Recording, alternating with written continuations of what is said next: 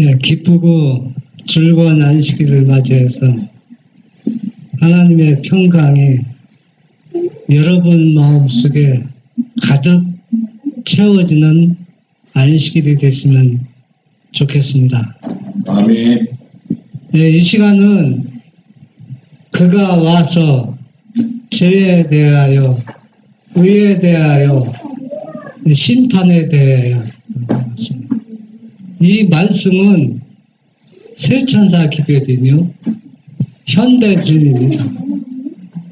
그런데 제가 이 말씀을 보기 위해서 우리 교회에서 나온 주석과 또 예인의 신 모두 다 찾아봤지만은 이 말씀을 올바로 설명할 수 있는 위치가 우리 교회에 있지 않습니다. 왜 그러냐면은 여기 보면 그가 와서 이제 있잖아요. 요한복음 16절 8절에 보면은 그가 와서 죄에 대하여, 의에 대하여, 심판에 대하여 세상을 책망하시리라.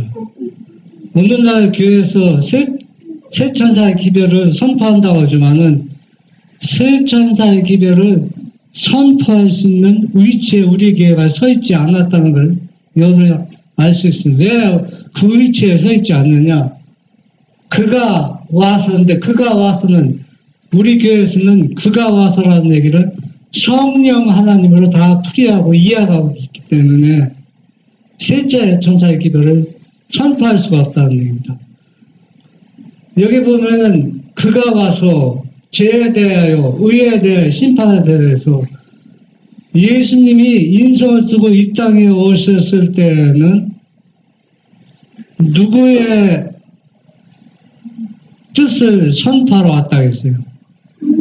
아버지의 뜻을 전하기 위해서 내가 이 땅에 인성의 옷을 입고 인간으로 우리 곁에 오셨다고 말씀했습니다.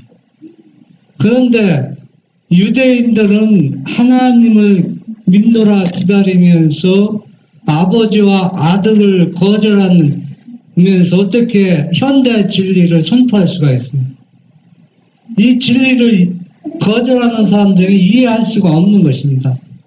오늘날 교회도 똑같다는 얘기입니다. 모든 교회가 아버지와 아들을 거절하면서 가상적으로 아버지와 아들을 믿는다고 가상적으로 하면서는 그거는 실제가 아닙니다. 성경은 실제 상황이지 어떤 가상이나 어떤 추측이나 상상 진리가 아니라는 얘기입니다.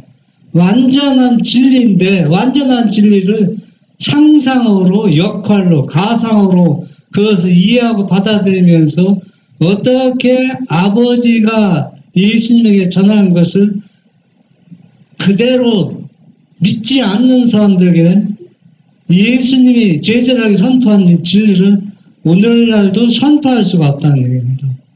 그러면 여기에 그가 와서 그가 누군가 우리가 한번 제가 다 아는 말씀을 드리지 못하겠지만은 대강은 좀 제가 성경 몇 구절 이제 개입해 놨습니다. 요한복음 그가 와서는 누구라고 요한복음 15장 26절입니다. 관저 성경을 제가 인용했거든. 관저에 보면 다 연결되어 있습니다. 요한복음 15장 26절에 보면 내가 아버지께로서 너희에게 보낼 보혜사 곧 아버지께로 나오시는 누구로부터 나오는 겁니까? 아버지 품속에서 나오는 겁니다. 아버지 품속에 나오는 거예요. 그런데 오늘날 교회에서는 이걸 누구로 합니까? 아버지도 아니고 아들도 아니고 누구? 아버지와 아들과 똑같은 개체하신 성령 하나님으로 이걸 믿고 받아들이고 그렇게 가르치고 있습니다. 아버지께로 나오는 이 성령이 보혜사는 뭐냐? 진리의 영입니다. 진리. 네가 누구를 증거한다 했어요? 예수님이 인성을 쓰시고 제자들에게 증거했던 것을 누가 와서? 그가 와서. 그가 누굽니까? 보혜사로 와서 보혜사는 영이라는 얘기입니다. 영으로 와서 예수님이 유대 땅에서 진리를 선포한 것을 그것을 다시 선포한다는 얘기입니다. 다시. 그러니까 예수님이 유대 땅에 왔던 인간의 육체를 가진 몸으로 오는 게 아니라 이제 누구로 오는 겁니까? 하나의 영으로 와오기 때문에 보혜사라고 합니다. 그래서 그가 와서 예수님은 다시 오실 수가 없어요. 왜 오실 수가 없어요? 이제는 육체의 모든 것을 다 벗어버렸어요. 개성을. 인간을 개성을 가지고 인성을 쓰신 그 형체는 있지만 뭘 벗었다는 얘기입니까? 예. 그러니까 완전한 불변의 몸을 회복했기 때문에 완전한 벗어버렸다는 얘기입니다. 그래 그걸 벗어버리면 어떻게 돼요? 공간과 시간을 초월합니다. 여러분들도 예수님이 재림할 때 구원받으면 어떻게 됩니까? 불멸의 몸이 되면 내가 미국에 딱 가고 싶으면 순간적으로 미국에 딱 가는 겁니다. 네?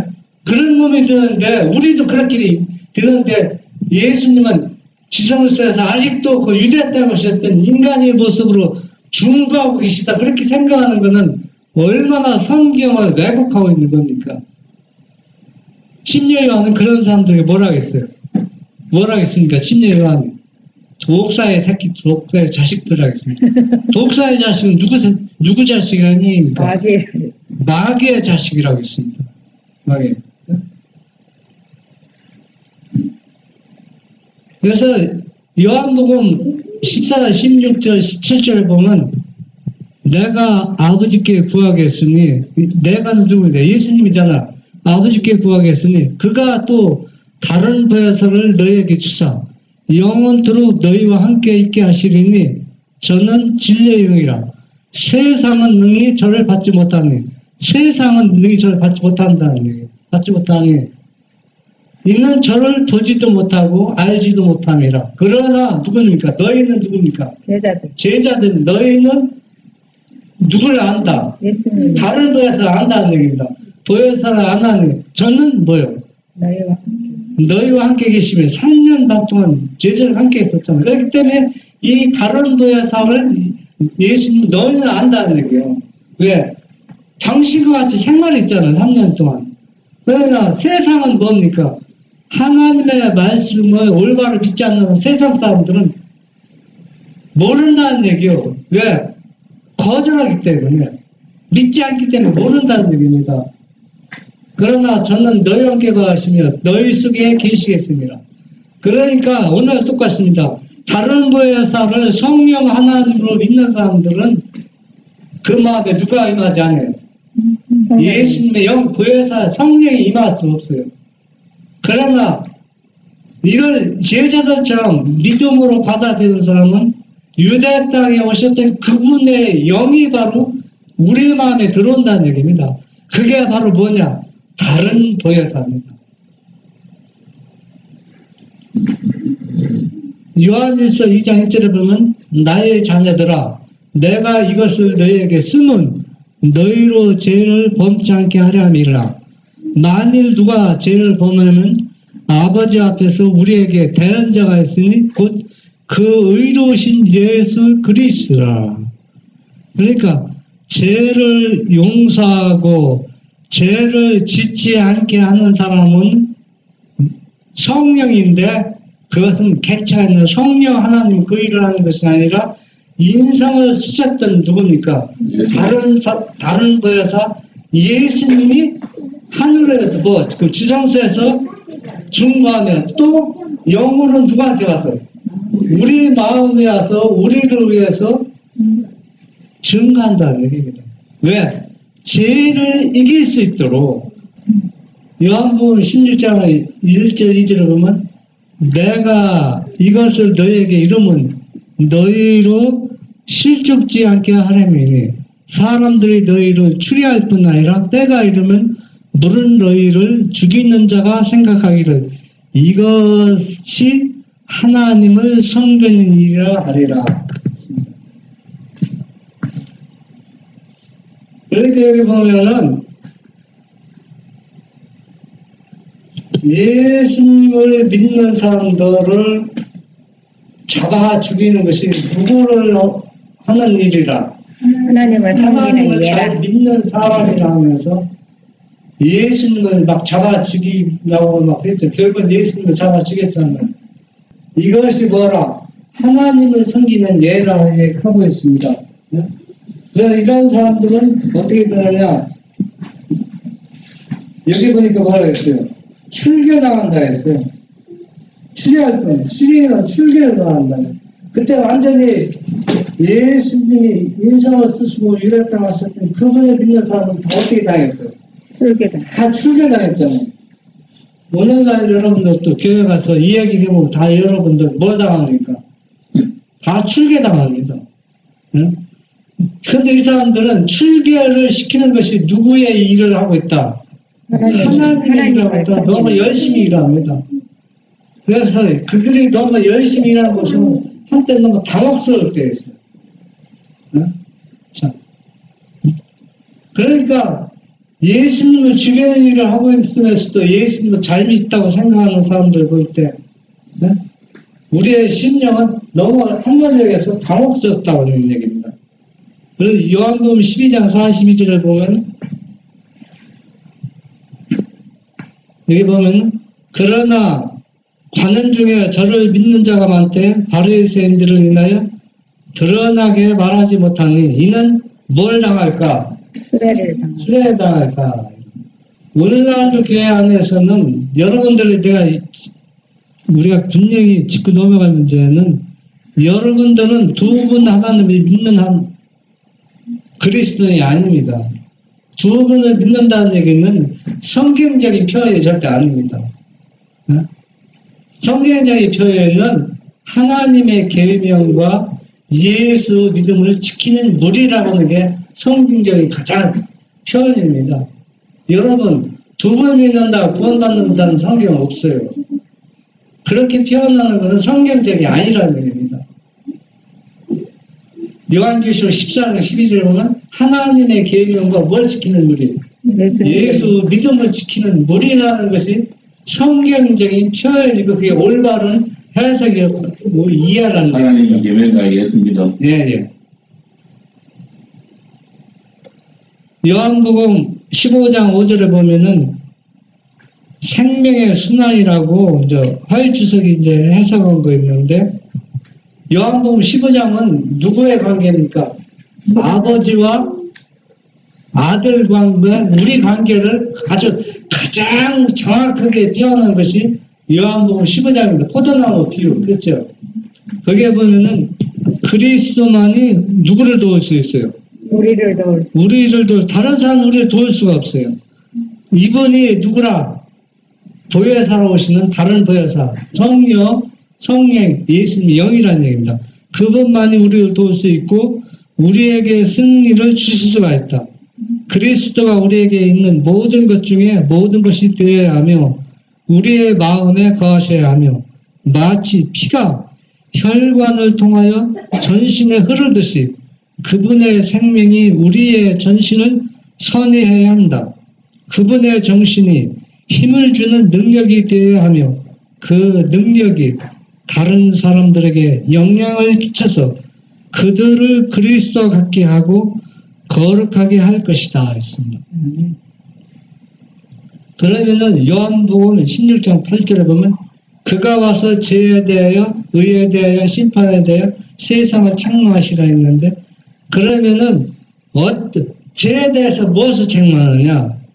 거기에는 요한복음 5장 18절 요한복음 5장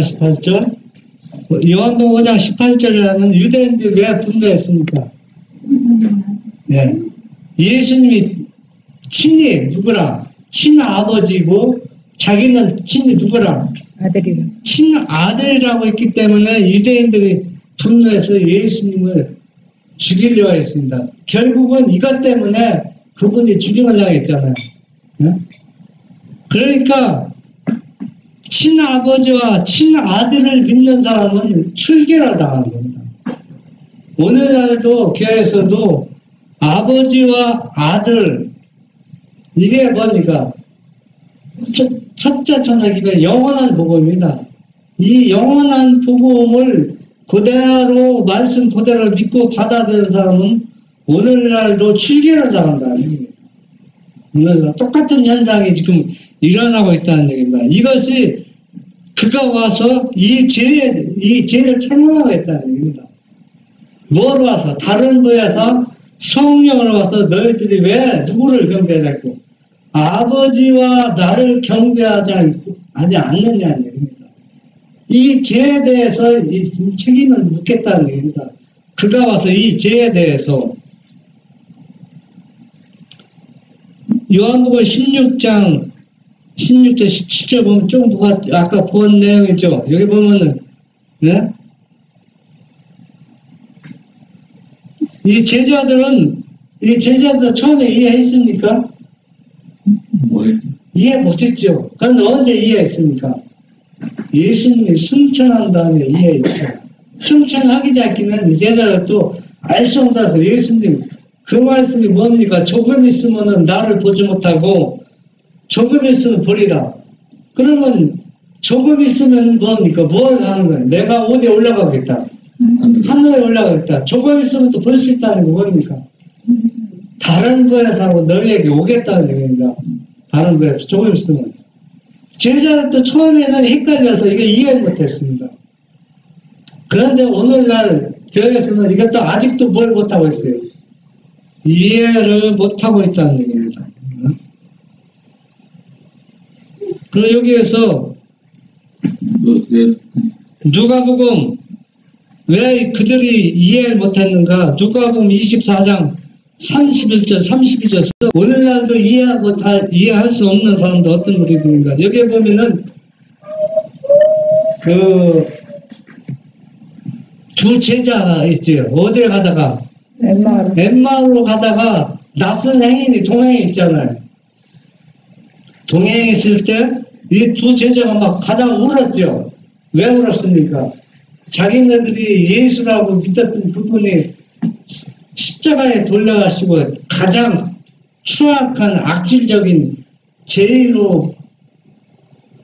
죄인으로서 나무에 달려서 죽고 부활한 모습을 보지 못하고 갔는데 이미 부활했는데 이 제자는 모르는 겁니다. 그러면서 탄식하면서 얘기할 때 중간에 낙선 선생님이 끼어들어서 성경을 올바로 이해하도 풀어줬잖아요. 그랬을 때 이들이 뭘 떠왔어요? 영적인 눈에 뜨여서 그가 누군지 알아보게 됩니다. 부활하신 예수를 알아보았습니다. 오늘날도 우리가 성경을 올바로 이해하려면 영적의 눈이 뜨이지 않으면 이 성경을 올바로 풀이할 수가 없다고 이해할 수가 없다는 얘기입니다. 라오디아교의 큰 병이 뭡니까? 눈 멀었다 했잖아요. 뭐 여러 가지 병이 있지만 영적으로 눈이 멀은 상태에서는 진리를 성경을 아무리 많이 보고 기도를 아무리 많이 해도 뭘 이해할 수 없어. 성경을 올바로 이해할 수 없다는 얘기입니다. 영적의 눈이 떠야 된다는 얘기입니다. 그러면 요한복음 16장 11절에 보면 심판에 대하여는 이 세상 임금이 심판을 받았습니다. 무엇에 대해 심판하는가? 여러분 지난주를 기억하는데 예수님이 십자가에 돌아가심으로 인해서 다 이루었다고 외쳤을 때 누가 번개처럼 떨어졌다 했어 하늘에서. 사단이 번개처럼 하늘에서 떨어졌다 했습니다. 그리고 이 심판의 권한은 요한복음 5장 22절 기록했어요. 요한복음 5장 22절에 보면 심판의 권한을 아버지께서 누구에게만 맡겠다 했어요? 아들에게 맡겠다 했습니다. 그러면 우리가 한번 봅시다. 요한복음 서두에 보면 그가 와서 죄에 대해 의에 대해 심판에 대해서 이제 심판하는데 그러면은 그가 성령 하나님으로 우리가 이해하고 가르치고 받아들이면은 누가 심판의 권세를 받는 겁니까? 하나님과 예수님 아니라 누굽니까? 성령 하나님은 누습에 타락한 마귀입니다. 마귀가 이 모든 것을 행하고 있다는 얘기입니다. 그러면은 우리가 여기 보면은 이제 요한복음 16장 10절 있잖아요. 내가 설명을 안 했는데 거기 보면 넘기지 말고요. 요한복음 16장 10절에 보면 의에 대하라 함은 내가 아버지께로 가니 너희가 다시 나를 보지 못하리라. 여러분 이 말씀이 이해가 됩니까? 왜 의에 대하라 해놓고 내가 아버지께로 가는 것이 뭐라? 의에 대해서 말한다 지금 설명하고 있습니다. 그런데 예수님이 아버지께 가는데 왜 의가 무슨 상관이 있냐는 얘기입니다. 여러분 이해가 됩니까? 이해가 안 되죠. 왜 예수님이 하늘 아버지께 가는 것이 의가 이루어지냐면 인성을 쓰시고 이 땅에 예수님이 오셨을 때는 예수님이 무엇을 심어줬어요? 의를 심어줘. 사람들의 의를 다 나눠줬다고. 자신의 의를 누구한테 받아서? 아버지한테 받아서 모든 사람에게 나눠줬는데 이 나눠준 의를 다시 재산시키려고 희로시키려고 하면은 내가 아버지께 가야 된다는 얘기입니다. 내가 가서 뭘 와야 된다는 얘기입니까? 다른 보혜사로 와야 이 의를 다시 너에게 심어주겠다는 얘기입니다. 다시 자라고 재생시키고 품성이 변화되고 그 일을 내가 아버지한테 가지 않으면 이 일이 이룰 수가 없다는 얘기입니다. 그러니까 예수님이 십자가에 제물이 돼서 이 제물을 하늘 아버지한테 간압을 받아야 되는데 이 승인을 받아야 돼요. 이 땅에서 제물이 된 걸 우리의 죄를 인해서 제물이 된 걸 승인을 받아야 되는데 그 일을 하늘 성소에서 이제 그 봉사할 일을 이제 해야 되니까 그 일을 하러 가는 것이 가기 때문에 내가 꼭 가야 된다는 거죠. 그러니까 아버지께 가는 것이 의를 이루는 거예요. 아버지께 안 가고 평생 인성으로만 있으면 이게 의가 심어지는 것이 자라나지 못해요. 왜? 뭘 제한을 받기 때문에. 인간의 제한 때문에 뭐 할 수가 없어요. 네. 그러니까 친히 그냥 모이는 사람만 하면 그게 됩니까? 안 되잖아요. 모든 사람들에게 능력을 줘야 되는데 만나는 사람만 능력 주면 그 사람만 조금 모르겠지만은 예수님을 다 만나서 그 예수님한테 능력을 받을 수는 없잖아요. 예수님이 모든 사람에게 영으로 임해서 능력을 줘야 된다는 얘기입니다. 그러니까 내가 아버지한테 간다는 얘기는 다시 아버지의 사업을 이룬 것으로 아버지한테 보고하고 다시 뭘 받는 겁니까? 왕권을 받는 겁니다. 왕권을. 옛날에 보니까 인성을 쓰셨던 모든 권한을 다시 영광의 옷을 입는 겁니다. 영광의 옷을 내려놓고 인성을 쓰셨잖아요. 아버지한테. 그러니까 그 영광의 옷, 신성의 모든 것을 다시 뭡니까? 복귀하시고 뭐로 오시는 겁니까? 이제 영으로 오고 인성은 지금 뭐하고 있어요? 하늘 지성소에서 중부사하고 있다는 얘기입니다. 그러니까 이중 사역을 하고 있는 거예요. 그런데 오늘날 교회에서는 그것을 너무나도 왜곡시키고 완전히 그러니까 이 의에 대해서 죄에 대해서 의에 대해서 심판에 대해서는 세천사 기별이거든요. 현대 진리고 이 기별을 완전히 선포할 수 없게끔 만들어 놨다는 얘기입니다. 이 기별을. 여러분 다른 보혜사가 오지 않으면은 이 기별을 선포할 수가 없어요. 아무도 못합니다. 응? 여러분들도 늦은 비를 받아야 이 기별을 선포할 수 있다는 얘기입니다. 그러면 늦은 비를 받는 비결은 이른 비 받는 비결과 동일하다 하겠어요. 그러면은 우리가 이제 심판에 대해서 이제 하는데 그러면 한 장 남겨보세요. 어떤 심판이 이루어지는가?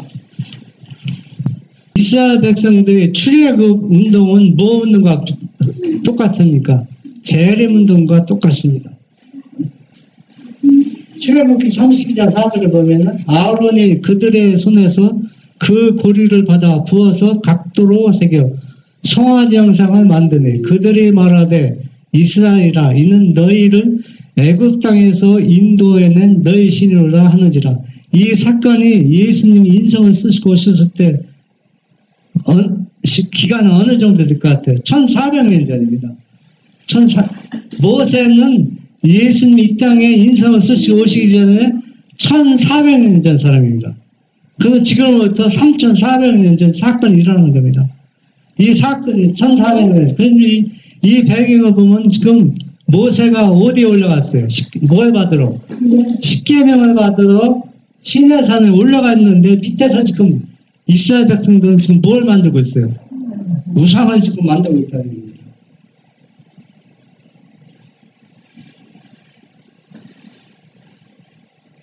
출애굽기 32장 8절 그들이 내가 그들에게 명한 길을 속히 떠나 자기를 위하여 송아지를 부어 만들고 그것을 숭배하며 그것에게 희생을 드리며 말하기를 이스라엘아 이는 너희를 애굽 땅에서 인도하여 낸 너희 신이라 하였도다.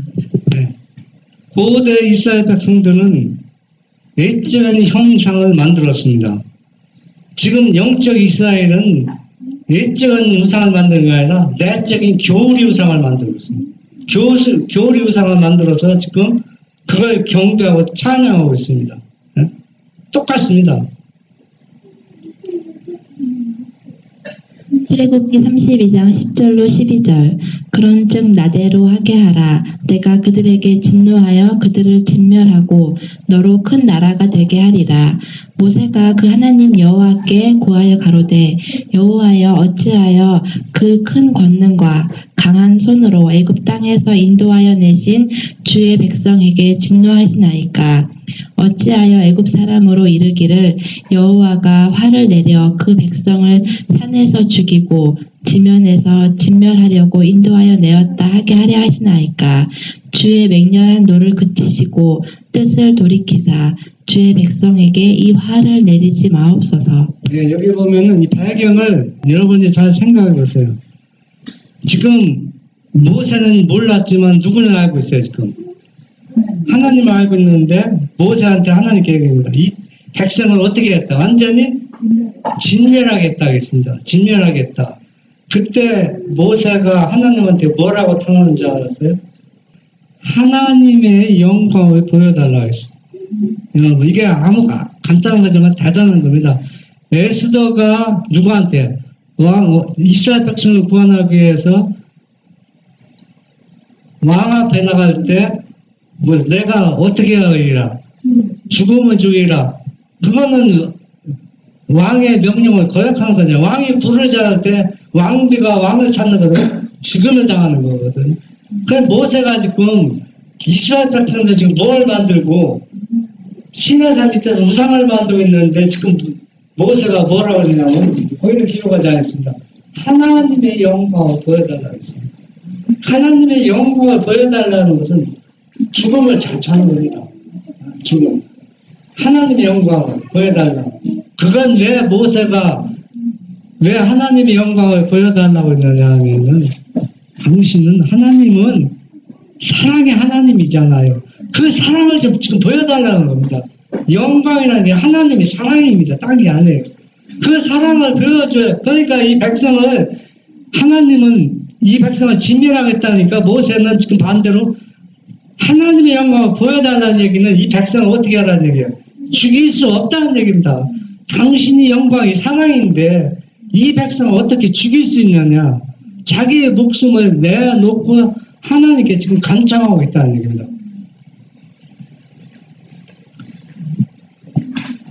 출애굽기 32장 31절에 보면은 여호와께로 다시 나아가야죠.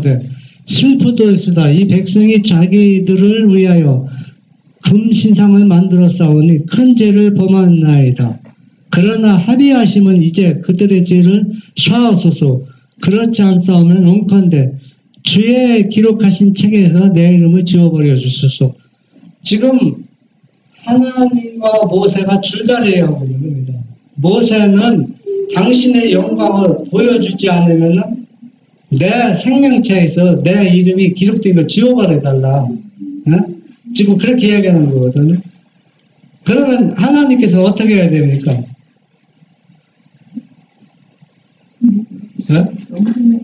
참 어떻게 보면은 지금 이스라엘 수백 저기 그때 60만 대군이나 있어요. 수십만 대군 생명이 누구의 손 안에 있는 겁니까? 모세의 손 안에 있다는 겁니다. 모세의 손 안에. 모세가 어떻게 중재 기도를 하나 따서 죽일 수가 있고 살릴 수가 있다는 겁니다. 부자 선지자 316쪽에 보면은 모세가 어떻게 했냐면 보세요. 모세가 없는 동안 이스라엘 백성들은 초조하게 기다리면서 시간을 보냈다. 백성들은 그가 여호수아와 함께 산으로 올라가 아래 평야에서 볼 수 있는 빽빽한 구름 속으로 들어갔다는 것을 알았다. 그 구름은 산 꼭대기에 걸쳐 있었으며 때때로 하나님의 임재의 빛으로 환하게 밝아지곤 했다. 그들은 그가 돌아오기를 애타게 기다리고 있었다. 그들이 애굽에 있을 때 물질로 표현된 신들에 익숙해 있었으므로 눈으로 볼 수 없는 존재를 신뢰하는 것은 어려운 일이었다. 예. 옛날 고대 이스라엘이나 현재 영적 이스라엘이나 똑같습니다. 신앙생활하는 것은 다를 게 하나도 없어요. 여기 보면은 지금 그 광야에서 신앙생활 할 때까지 낮에는 무슨 기둥으로? 구름 기둥으로, 밤에는 불기둥으로 인도하는 걸 이스라엘 백성이 경험했잖아요. 그리고 지금 신앙생활에서 지금 뭐가 오르고 있어요? 연기가 오르고 있어요. 연기가 오르고 있다는 얘기는 뭐가 있다는 얘기예요? 하나님 임재에서 지금 계시다는 걸 알면서 지금 밑에서는 지금 뭘 만들고 있어요? 일적으로 하나님이 보이지 않으니까 이들이 답답한 겁니다. 모세가 혹시 죽었을지도 모른다. 네? 그러니까 우리가 저 신을 믿다가 우리가 낭패 보니까 우리가 애굽에서 섬겼던 그 신을 다시 만들자. 지금 그렇게 일을 하고 있는 것입니다. 그래서 그들은 신앙을 유지하기 위하여 모세를 의지하여 왔다. 그러나 이제 그는 저들과 떨어져 있었다. 여러 날이 지나고 여러 주가 지나도 그는 여전히 돌아오지 않았다. 구름이 여전히 그들에게 보이는데도 진영에 있는 많은 사람들에게 있어서 그들의 지도자가 그들을 버렸거나 맹렬한 불에 소멸되어 버린 것처럼 보였다. 여러분, 여러 주에 거의 한 40일 됐겠죠. 40일 동안 뭡니까? 누구를 의지했습니까? 하나님을 의지한 게 아니라 모세를 의지했는데 모세에 의지하던 분이 내려오지 않는 겁니다. 모세가 만약에 살아서 내려오면 다행인데 영영 안 내려오면 자기는 어떻게 됩니까? 애굽으로 돌아갈 수도 없고 가나안 땅으로 갈 수도 없고 낭패거든요. 그러니까 한 가지 일을 선택하는데 가나안으로 들어가기보다 어디로 들어가기를? 애굽으로 돌아가기를 결심한 겁니다. 오늘날도 우리의 신앙이 사람에게 두고 신앙생활 많이 있습니다. 어떤 그 장로님 그러더라고요. 이렇게 우리 교회에서 내놓으라는 부흥 강사들, 박사들, 신학자들, 목사들, 장로들, 성경을 정통한 분들이 많이 있는데 그분들이 성령 하나님이 누군지 몰라서 그들이 그렇게 믿느냐고. 사람들을 의지하는 사람이 하나님을 믿는다고 하면서도 은연중에 누구를 의지하면 이스라엘 백성처럼 사람을 의지하면서 신앙생활에서 많이 있습니다. 우리는 반석 대신 하나님을 의지해야 됩니다. 변함이 없으신 분. 이 기다리는 기간은 그들이 들은 하나님의 율법을 명상하고 그분께서 그들에게 더 주실지도 모를 계시를 받을 마음의 준비를 갖춰야 할 시간이었다. 이 일을 위하여 그 시간은 너무 긴 시간은 아니었다. 그들이 만일 그렇게 하면서 하나님의 요구를 더 잘 이해하려고 노력하고 그분 앞에 그들의 마음을 겸비하게 했더라면 그들은 유혹에서 보호되었을 것이다. 그러나 그들은 그렇게 하지 않았으며 곧 부주의하고 게으르고 무법하게 되었다. 특별히 섞인 무리가 그러했다. 그들은 약속의 땅, 곧 젖과 꿀이 흐르는 땅으로 가고 싶어 못 견뎌 했다. 그들에게 순종하는 조건으로 좋은 땅이 약속되어 있었다. 그러나 그들은 그것을 잊어버렸다. 더러는 애굽으로 돌아가고자 제의했다. 또 모세가 두 번째 올라왔잖아. 두 번째 올라왔을 때 안 내려오는 겁니다. 안 내려오면은 밑에서는 우리가 받지 못한 계시를 또 받고 있지 않나, 더 중요한 계시를 받고 있다고 생각하면서 영적으로 기다리면서 준비하고서 준비해야 될 때 그렇지 못했다는 겁니다. 오늘날도 똑같습니다. 오늘날도 우리가 진실이 하나님을 믿는 사람들이 이게 진전이 없을 때 사람들 실망을 당합니다. 왜 진리 가운데 사는데 진리를 선포한 백성들이 진전이 없이 요문한 욕구로 살아가는가? 자꾸 회의를 느끼고 자꾸 거부심이고 안악을 느끼면은 결국 그것이 어떻게 되냐 하면은 진리를 거절할 수밖에 결과를 초래해야 한다는 얘기입니다. 이스라엘 백성이 그렇게 했다는 얘기입니다. 이스라엘 백성이. 그들은 철저하게 자기 자신을 살피면서 준비해야 됩니다. 더 많은 것을, 더 많은 계시와 더 많은 은혜를 받기 위해서. 그러나 대다수의 백성들은 가나안으로 나아가든지 아니면 애굽으로 돌아가든지 간에 더 이상 모세를 기다리지 않기로 결정했다. 그들의 지도자의 부재로 인하여 그들의 상태가 속절없다고 느낀 그들은 옛날의 미신으로 되돌아갔다. 잡족들이 제일 먼저 불평과 초조에 빠졌으며 그들은 뒤따라 일어난 배도의 선봉이 되었다. 애굽 사람들이 신의 상징으로 존경했던 대상물 중에 황소나 송아지가 있었다. 애굽에서 이런 형태의 우상을 숭배하던 사람들이 송아지를 만들어 경배하자고 제안했다. 백성들은 하나님을 나타내는 표상, 모세를 대신하여 그들을 인도할 어떤 형상을 갈망하였다. 예, 우리 마음에 불신과 불평의 희생 이것이 더 커집니다. 커져서 진리가 눈에 보이질 않아요. 불신만 자꾸 보이게 된다는 거예요.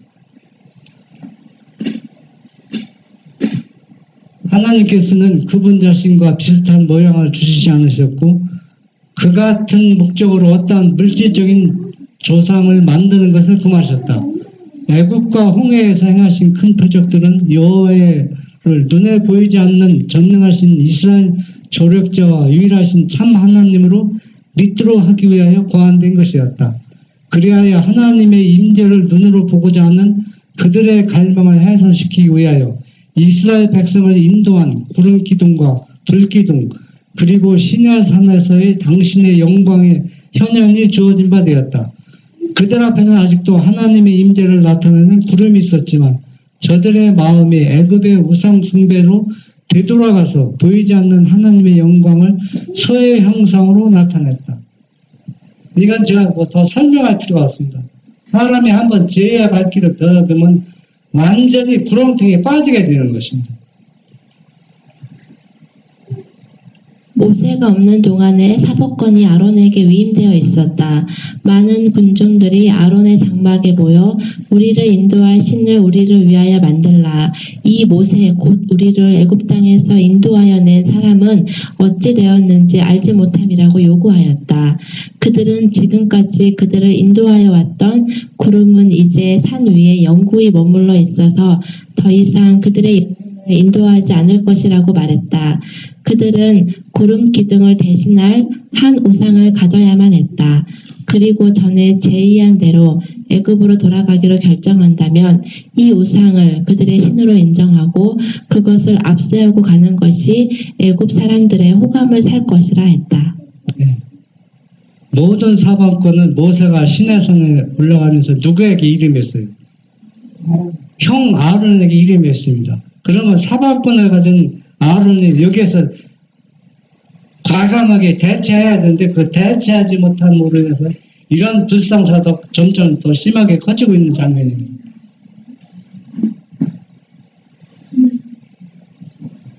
그런 위기는 확고부동하고 결단성이 있고 불굴의 용기를 가진 사람, 곧 민중의 인기나 개인적 안전이나 생명 그 자체보다도 하나님의 영예를 더 높이는 사람을 요구했다. 그러나 현재의 이스라엘의 지도자는 이런 성격의 인물이 아니었다. 아론은 무기력하게 백성들에게 항의했다. 그러나 이 중대한 시점에서 그가 보인 동요와 소심한 태도는 더욱 그들을 단호하게 만들 뿐이었다. 소요는 점점 확대되었다. 맹목적이요 이론에 닿지 않는 광란이 군중을 지배하는 것 같았다. 하나님과 세운 언약에 충실한 사람이 덜어 있었으나 대부분의 백성들이 이 반역에 가담했다. 우상을 만들자는 제의를 우상 숭배라고 용감하게 지적한 소수의 무리는 공격을 당하고 거친 취급을 받았으며 혼란과 흥분 속에서 마침내 그들의 생명을 잃고 말았다.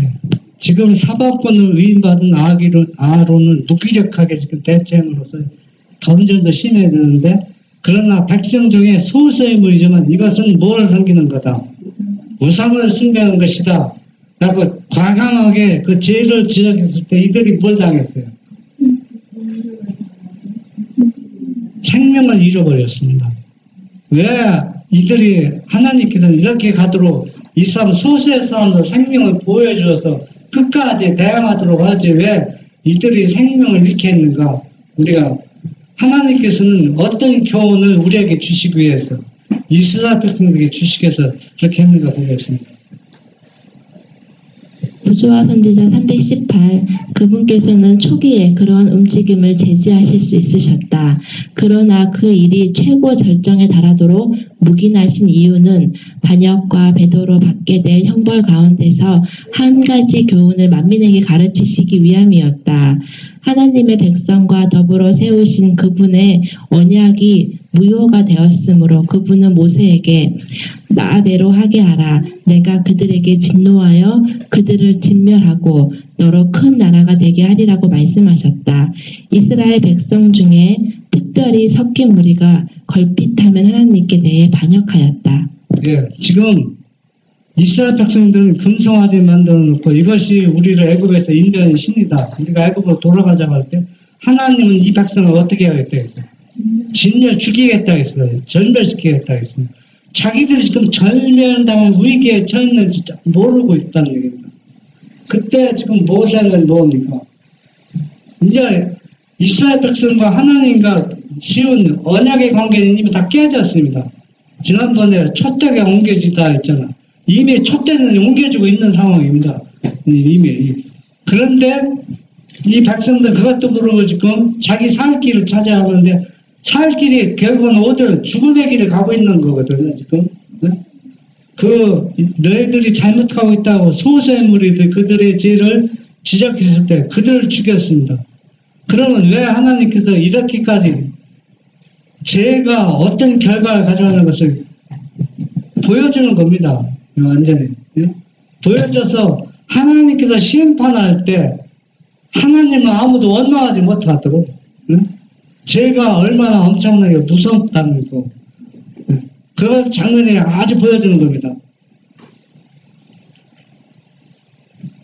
그들은 또한 그들의 지도자에 대하여 불평하고 그들의 불신과 고집으로 그를 슬프게 하기 일쑤였다. 그들을 약속의 땅으로 인도하는 것은 몹시 힘이 들고 고통스러운 일이 될 것이었다. 그들의 죄는 이미 하나님의 은총을 빼앗았으며 공의는 그들의 멸망을 요구하였다. 그러므로 여호와께서 그들을 멸망시키고 그 대신 모세로 하여금 큰 나라가 되게 하시겠다고 제의하셨다. 예, 하나님께서 이 백성을 진멸한다는 것은 그냥 모세만 떠보는 상태로 진짜 진멸하려고 할 수밖에 없는 겁니다. 왜? 언약관계 깨졌기 때문에 지금. 예? 하나님이 그냥 말장난하는 게 절대 아니라는 얘기입니다. 진멸을 당할 수밖에 없는 겁니다. 그렇기 때문에 소수의 무리가 정의로운 믿음대로 사는 소수의 무리가 죽을 때까지 놔두고 있는 겁니다. 그러니까 이 백성들은 살 가치가 전혀 없는 것을 스스로 자기네들이 지금 누구 앞에 보여주는 건가? 하나님을 보여주고 있는 겁니다. 그러니까 모세에게 지금 제안한 겁니다. 이 백성을 진멸하고 그 대신 누구? 너로 하여금 다시 이 구속사업을 출애굽을 다시 시작하겠다는 얘기입니다. 이 백성을 다 죽이고 내 후손을 통해서 이 일을 다시 시작하자고 모세에게 제의를 하고 있는 겁니다. 부조와 선지자 318쪽에 보면은 그러나 모세는 좌절과 진노밖에 나타나지 않는 곳에서 희망의 근거를 찾았다. 이 모세가 대단한 사람입니다. 하나님께서는 이 백성을 진멸하자고 제했는데 거기에서 무엇을 찾았다는 얘기예요. 이 하나님의 분노와 진노 속에서 희망의 근거를 찾아냈다는 얘기입니다. 여러분 같으면 가능한 일입니까? 여러분이 당신 왜 우리 교회에서 다 이렇게 진리대로 있는데 왜 당신은 이설에 빠져서 이렇게 엉뚱한 길을 하고 있어? 막 모든 사람이 외치면은 그 외침 속에서 여러분들 희망의 근거를 보입니까? 안 보입니까? 안 보이죠. 응? 나랑 가장 친했던 친구도 나를 거절하고 막 죄인 취급하고 이선이는 나 바꾸는 모세는 그런 가운데 뭘 찾았다는 얘기입니까? 희망을 찾았다는 겁니다. 그러니까 대단한 존재입니다. 우리와 완전히 달라요. 차원이 신앙의 차원이 완전히 다르다는 얘기입니다. 그는 나대로 하게 하라. 하나님이 나대로 이 백성을 죽이게 놔두라는 얘기입니다. 모세한테 그렇게 얘기합니다. 그런데 그 얘기하는 속에서 하나님의 말씀은 금자는 뜻이 아니요 중재하도록 격려하는 말이며 자기의 기도밖에는 아무것도 이스라엘을 구원할 수 없다는 암시로서 만일 그와 같이 간구하면 하나님께서 당신의 백성을 용서하시라는 뜻으로 이해되었다. 여러분 같으면 그렇게 보입니까? 그는 하나님 여호와께 구하여 하르되 여호와여 어찌하여 큰 권능과 강한 손으로 애굽 땅에서 인도해 넣으신 주의 백성에게 진노하시나이까 했다. 이 모세는 하나님께 이 백성을 멸하고 네 후손을 통해서 이 출애굽 사업 다시 시작했다는 건데 모세는 그대로 문자 그대로 받아들이는 것이 아니라 하나님의 명분을 찾을 수 있는 것을 너희가 좀 만들어 달라고 부탁하는 것을 들었다는 얘기입니다. 이 백성을 살리고 싶은데 명분이 있어야 하잖아요. 예? 금순상을 만들었으면 사단은 뭐라고 할까요? 보시오, 당신이 지금 식병을 선포하고 지금 있는데 이 백성은 이게 애굽에서 인자는 하나님이라 형상 만들어서 저라고 경고하고 있는데 이 백성을 죽여야 되는데 사단 자꾸 고소하는데 모세는 어때요? 사단의 고소가 무효화시킬 수 있는 하나님이 이 백성을 살릴 수 있는 명분을 하나님께 제공해 달라는 뜻으로 모세는 그렇게 받아들였습니다. 그러니까 모세가 뭐라 해야 됩니까? 중재 기도를 드려야 되지 않습니까? 그래서 모세가 그렇게 하나님 뜻을 올바로 이해하고 그렇게 했기 때문에 이 백성이 어때요? 죽었습니까? 살았는데 몇천 명이 3천 명이 죽음을 당했죠. 왜 3천 명만 죽었을까요? 그 모든 사람이 다 반역에 가담했는데 왜 죽은 사람은 3천 명이냐는 얘기예요. 모세가 중재 기도할 때 3천 명은 회개하지 않았습니다. 그나마저 왔으면 다 회개했다는 얘기예요. 죄를 회개하는 사람은 하나님께서 절대로 용서해 주시 죽이지 않습니다. 모세가 그렇게 지금 중재 기도하고 있는데 고집대로 3천 명은 자기가 잘했다고 끝까지 버티고 죄를 회개하지 않기 때문에 3천 명은 죽임을 당했다는 얘기입니다. 우리가 어떠한 죄를 지어도 회개하면은 그 영은 절대 하나님의 하나님입니까? 영광을 모세에게 보이신 영광을 보였다는 뭘 보였다는 얘기입니까? 사랑을 하나님의 품성을 보였기 때문에 하나님의 품성과 사랑은 사람을 죽이는 게 아닙니다. 살리는 것이 사랑이지. 그런데 3천 명은 끝까지 뭐 했더니 자기의 죄를 회개하지 않아서 죽음을 당했던 겁니다. 그러면은 우리도 지금 똑같은 길을 가고 있어요. 똑같은 보이지 않는 무상을 계속 경배하는 것이 뭘 범하는 거다. 하나님을 범하는 것이다. 셋째 천사에게 경고를 주면은 경고 메시지를 듣고 회개하지 않으면은 이스라엘 백성들 죽음당하고 똑같은 죽음을 당하는 겁니다. 예수님이 중보했던 모세가 중보했던 제주의 사람이 회개하지 않으면은 중보의 효력이 없어요. 이것은 다 계속 반복되는 것인데 하나님께서 이미 당신의 백성을 버리셨다는 걸 이 백성들은 모르고 있습니다. 그런데 모세는 알고 중재 기도해서 이 백성을 살려냈잖아요. 네? 그래서 모세가 하나님께 하나님은 뭐라 했어요? 이거는 네가 애굽에서 인도했기 때문에 누구 백성이라? 내 백성이라. 모세는 또 뭐라고 합니까? 하나님 인도했지 내가 인도한 게 아니라, 그러니까 이건 당신의 백성이니까 당신이 죽이든 당신 백성입니다. 이게 중보기도 지금 하나님과 지금 야곱 약국강에서 지금 기도 하나님과 씨름하는 거 똑같은 씨름을 하고 있는 겁니다. 모세가 중보기도. 내 백성은 절대 아니라고 모세는 부인하는 겁니다. 하나님의 백성이죠. 하나님은 내 백성이 아니고 네 백성이다. 네가 애굽에서 인도해냈기 때문에 끝까지 봅니다. 그러니까 모세는 하나님에게 명분을 씌워주는 겁니다. 이 백성을 모으기 위해서 살릴 수 있는, 용서할 수 있는 명분을 하나님께 제공해주고 있는 것입니다. 보조와 319 이스라엘 백성을 위하여 중재할 때에 모세는 이제까지 하나님의 인도하에서 그가 여러모로 정령을 쏟아온 이스라엘 백성들에 대한 깊은 관심과 사랑 때문에 그의 소심함은 벗어났다. 여호와께서는 모세의 간청을 들으시고 그의 이기심 없는 기도를 응답해 주셨다. 하나님께서는 그분의 종을 시험하셨다. 하나님께서는 그의 성실성과 범죄하고 감사할 줄 모르는 백성들에 대한 그의 사랑을 시험하셨다. 그러나 모세는 이 시련을 고상하게 잘 견뎌냈다. 모세가 여기에서 시험에 실패했으면 이 백성이 다 죽는 겁니다. 모세가 시험에 실패하는 거 끝나게 이 백성이 다 전멸당할 수 있는 모세는 하나님의 성품을, 영광을 보였기 때문에 모세가 하나님의 형체를 보았죠. 형체를 봤는데 어디 모습만 보였어요?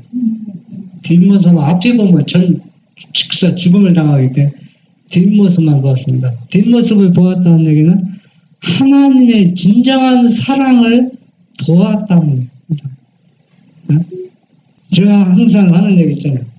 구원받는 것도 100% 뭘 의해야 돼요. 하나님의 의를 입어야 100% 구원받고, 또 진멸당하는 것도 뭐가 100%? 악이 아주 완전히 100% 돼야 됩니다. 조금 선한 마음이 10%나 1%도 있어도 하나님은 그를 진멸할 수가 없어요. 완전히 그냥 회복할 가능성이 거의 없을 때, 그 사람에게 은혜의 시간을 아무리 줘도 회개할 가능성이 완전히 없을 때, 100%가 악이 될 때 그 사람을 심판한다는 겁니다. 그러니까 3,000명은 그래서 죽은 겁니다. 완전히 회개할 가능성이 전혀 없는 존재들. 이스라엘에 대한 그의 관심은 이기적인 동기에서 나오지 않았다. 그에게 있어서 하나님의 선민의 본영은 자기 개인의 명예나 큰 나라의 조상이 되는 특권보다도 더 귀중했다. 하나님께서는 그의 성실함과 단순한 마음과 그의 진실함을 기뻐하시고 그에게 신실한 목자로서 이스라엘 백성을 약속의 땅으로 인도할 중대한 책임을 맡기셨다. 왜 하나님께서 모세에게 이 책임을 맡기셨는지 이제 이해가 되죠. 이러한 중대한 책임을. 이 모세는 하나님을 직접 본 사람이고 하나님과 친히 대면한 사람입니다. 이 땅에서 죄인으로서 그렇게 한 사람들은 거의 없어요. 여러분 기억하는 사람 중에 누가 그렇게 했습니까? 하나님 몸을 직접 본 사람이 누굽니까? 아브라함이 봤죠. 또 누가 봤어요? 요한도 봤죠.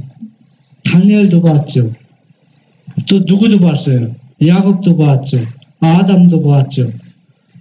이런 사람들은 모세도 보통 인물이 아니라는 얘기입니다. 이런 능력이 있기 때문에 이 모세에게 이 중대한 책임을 지어주시고 이 모세는 이것을 잘 감당했습니다. 감당해서 전멸당한 이 백성을 다 완전히 구원해내는 사실을 알 수 있습니다.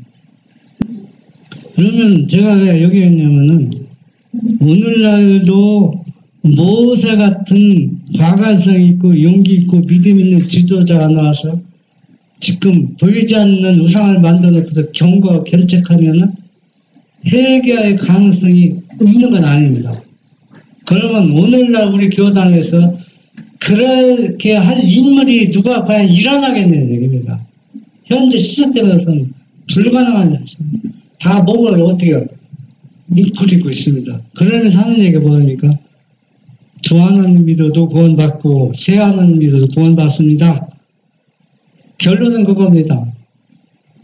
좀 지각 있는 분들은 모세처럼 자기 생명을 내놓고 하나님께 영광을 보여주십시오. 영광을 보여달라고 그렇게 중재 기도하고 나설 수 있는 누가 모세 같은 지도자가 있다면은 부흥과 계획이 일어날 있습니다. 지금도 늦지는 않았어요.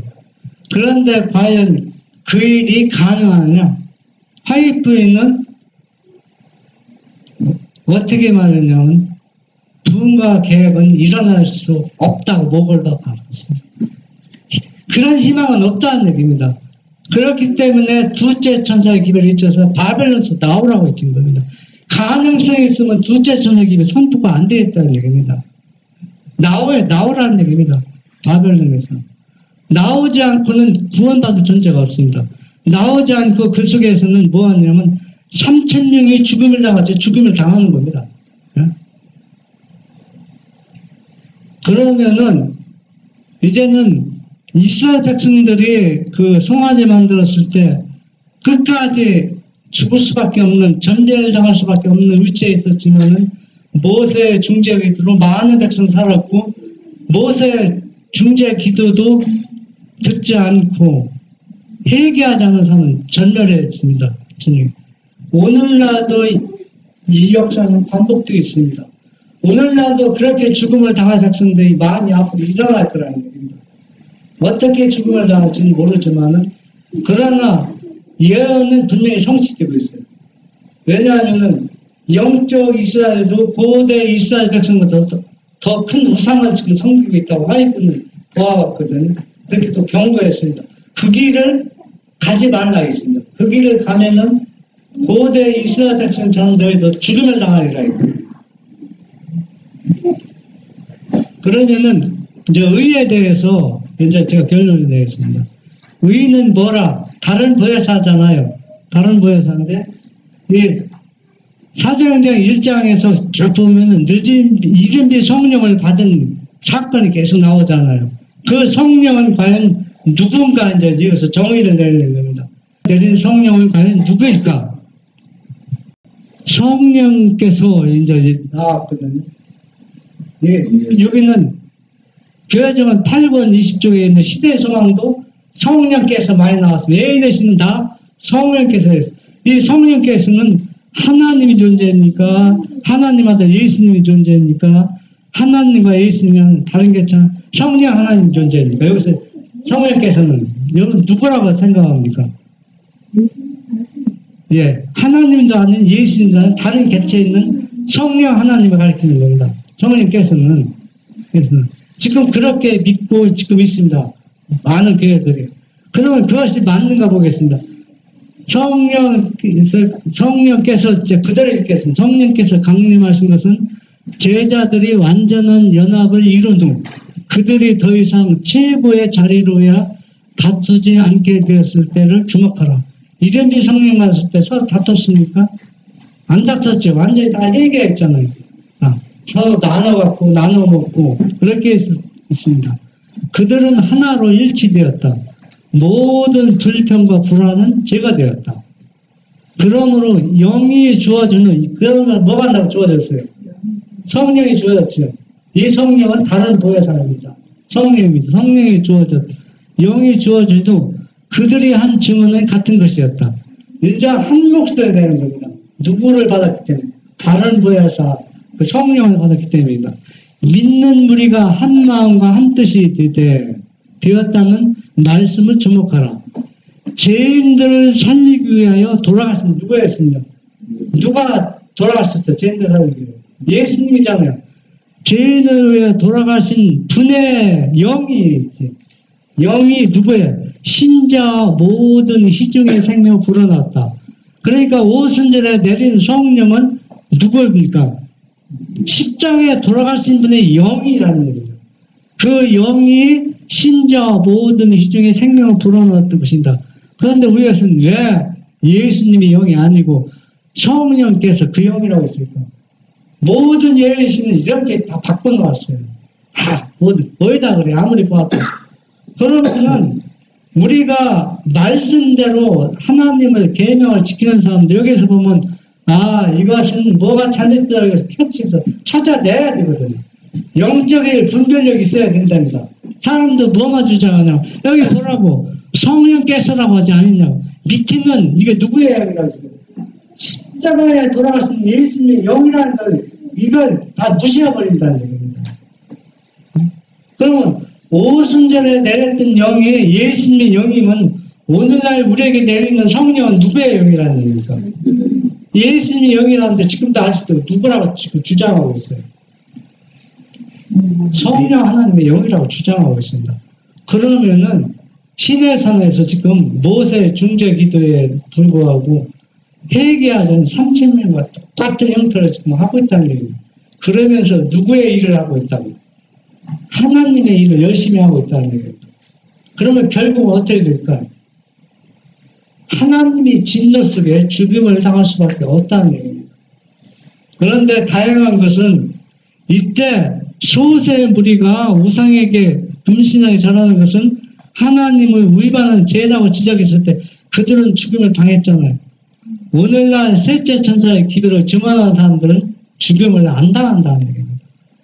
안 당해요. 왜? 살아서 구원받을 사람이기 때문에. 여러분 산 증인이 되기 위해서 14만 사신이 되기 위해서는 침례 요한처럼 죄라고 지적하면서 과감히 나가면은 여러분은 절대 뭐 안 당한다. 죽임을 안 당한다는 거예요. 이런 놀라운 특권을 받고 여러분을 부르셨습니다. 부르셔서 여러분에게 지금 어떤 보혜사 주겠다. 예수님께서 내가 아버지께 가서 다른 보혜사 너희에게 내가 다시 오겠다는 그 약속을 믿고 여러분들은 예수님의 제자처럼 우리의 생명을 내놓고라도 이 셋째 천사의 진리를, 이 기도를 끝까지 외치는 모든 분들이 되시길 바랍니다. 아멘.